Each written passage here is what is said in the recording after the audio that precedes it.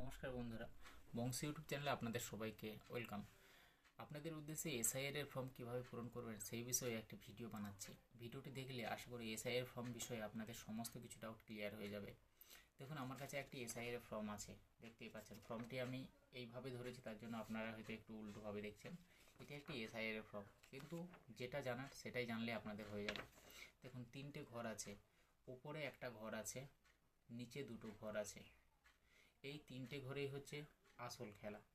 এবারে দেখুন, যাদের নাম উপরের এইখানে করে আছে, মানে যাদের নামে ফর্মটি, তাদের নাম কিন্তু এখানে দেওয়া আছে।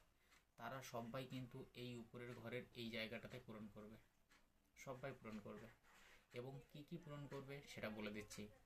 এখানে দেখুন দেওয়া আছে জন্ম তারিখ, মানে যার উপরে নাম দেওয়া আছে, মানে ফর্মটি যার, তার জন্ম তারিখটা এখানে দেবে।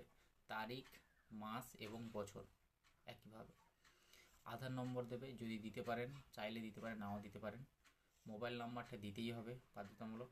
পিতার নাম দেবেন, যার ফর্মে নাম আছে বা যার ফর্ম, তার পিতার নাম, পিতার আইডেন্টি কার্ডের নাম্বার, ভোটার আইডেন্টি কার্ডের নাম্বার। মাতার নাম, মাতার ভোটার আইডেন্টি কার্ডের নাম্বার। এবারে উনি যদি বিবাহিত হয়, তাহলে যদি ইনি পুরুষ হয় তাহলে ইনার স্ত্রীর নাম দেবে। যদি ইনি স্ত্রী হয় অর্থাৎ মহিলা, তাহলে ইনি ইনার হাজব্যান্ডের নাম লিখবে, মানে যেখানে সাপোজ নেম বা স্বামী স্ত্রীর নাম লেখা আছে এই জায়গাটাতে, এবং তার ভোটার আইডেন্টি কার্ডের নাম্বার নিচে দেবে। তাহলে প্রথমের ঘরটা বুঝতে পেরেছেন। প্রথমের এখানে যে ঘরটা আছে, এই ঘরটাতে যা কিছু লিখতে হবে ক্লিয়ার। এবারে বলি নিচে দুটো ঘর। দেখুন ফর্মটির, যখন আমরা এইভাবে ফর্মটিকে ধরছি, একটি হচ্ছে আমাদের ফর্মটির ডান সাইড, একটি হচ্ছে বাঁ সাইড।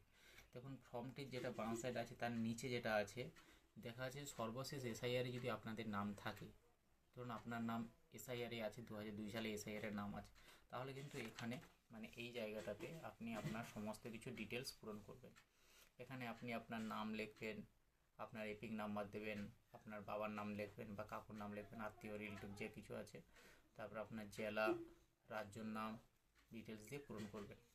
এবারে বলি আরেকটা ঘর আছে, যেটা এই পাশটাতে, মানে এই ফটোর সোজা নিচে যে ঘরটা আছে, এই ঘরটাতে শুধুমাত্র তারাই পূরণ করবেন যাদের ধরুন 18 বছর হয়ে গেছে, তাদের ভোটার হয়েছে, কিন্তু 2002 সালে তাদের নাম নেই। তো সেক্ষেত্রে তাদের বাবার নাম নিশ্চয়ই 2002 সালে আছে এখানে, তো তারা তাদের বাবার ডিটেলসটা এখানে পূরণ করবে। এবারে এখানে লেখা আছে দেখুন, আত্মীয়ের নাম যেখানে আছে এখানে ওনার দাদুর নাম লিখবে।